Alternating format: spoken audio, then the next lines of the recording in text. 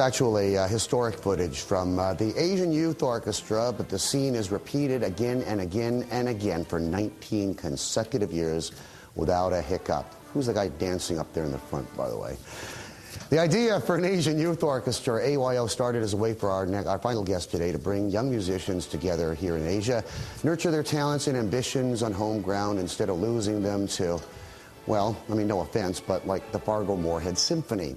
Counting the great Lord Menuhin, the violinist, my idol, during my fiddle days amongst patrons, the orchestra quickly grew to become the top quasi-pre-professional orchestra. And actually, they draw a lot of their talent from up-and-coming professional ranks, offering new generations a chance to study, perform, travel with some of the most celebrated artists and conductors in the world. Come August 7th, right around the corner, they'll be on the road again for their annual tour, hitting Shanghai, Beijing, Taipei, Japan, Korea, and Hong Kong, of course. Our guest today is my very, very dear and good friend, Richard Pontius, founder, conductor, artistic director of the AYO. Maestro, it's good to see you. Very good to see you, 19 Bernie. years. Can you believe it?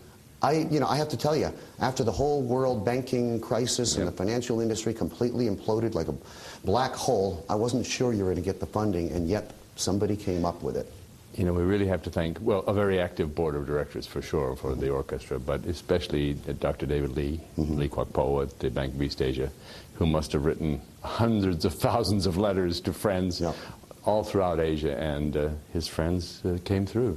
And so our budget of 11.5 million Hong Kong dollars, we were able to pull it together. That's wonderful. It's amazing in these very difficult times. Very, very. But maybe it also speaks volumes about the people's, recognizance of what is and what is not important. Well, I think you don't pull back on the things that keep you going and basically inculcate and justify and tell us, remind us who we are, where we came from, where we're going. We still had 1,000 students or so auditioning for the orchestra in the various countries, and ticket sales, so far as I can see, are even ahead of normal, and we usually sell out, but they're going very well. Ticket sales are going very, very well. So people are realizing those traditional values can be seen and heard through AYO. Yep. The program this year, some of the old, very traditional, we got Brahms, we've got Wolfgang Amadeus, correct? And you've got Francesca de Rimini. I performed that many times in Seattle, in Portland, Oregon. And you dated her, I understand. Francesca, no, I am not that carbon dated. Thank you, Richard. I invited you on this show, excuse me very much. But also rounded out with a little bit of neoclassical lineups too, with a little Stravinsky and a few others mixed in there as well. Yes, we'd like to give the audience a choice of which program, and to train the orchestra.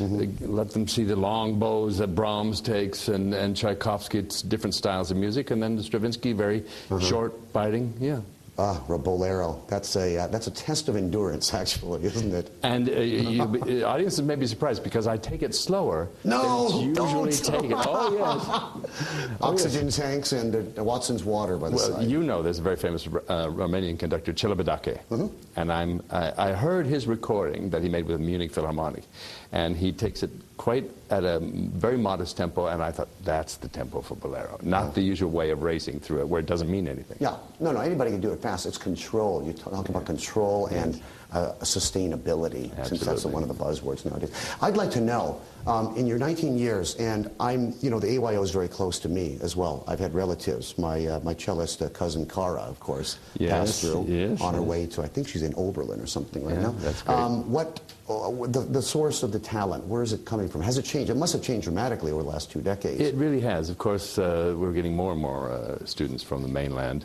more and more orchestra members. I call them students, but many of them are pre-professional. They've already graduated from university up to age 27 now.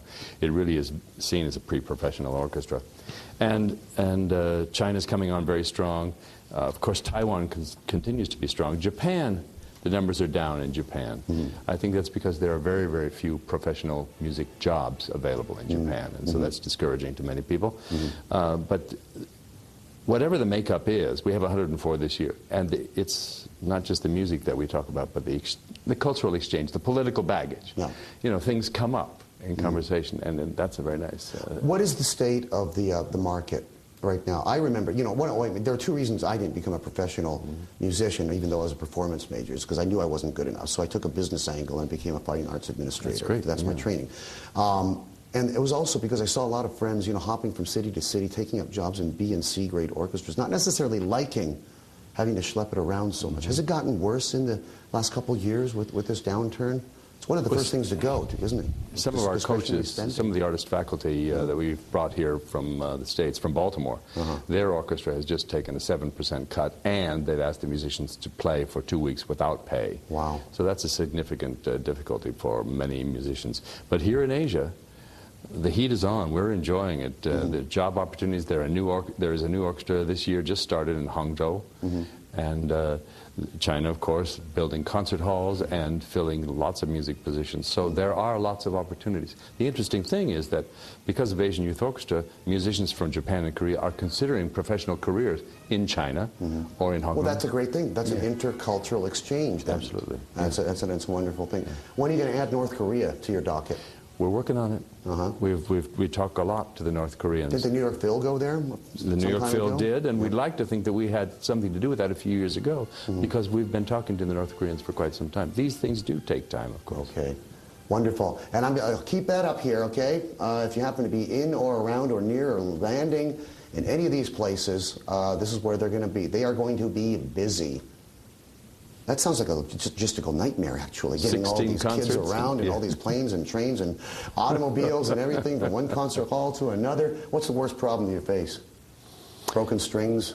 No, making sure that no one stops us because of the swine flu. Yep. There you go.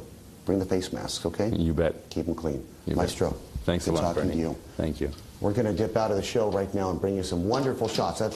That'll do it for today's Asia Confidential. You know, we talk a lot about the ugly things in the world, the wars, the crime, you know, the loss and the wealth destruction and all that. Maybe we should be doing something a little more beautiful, and that's what we're doing right here.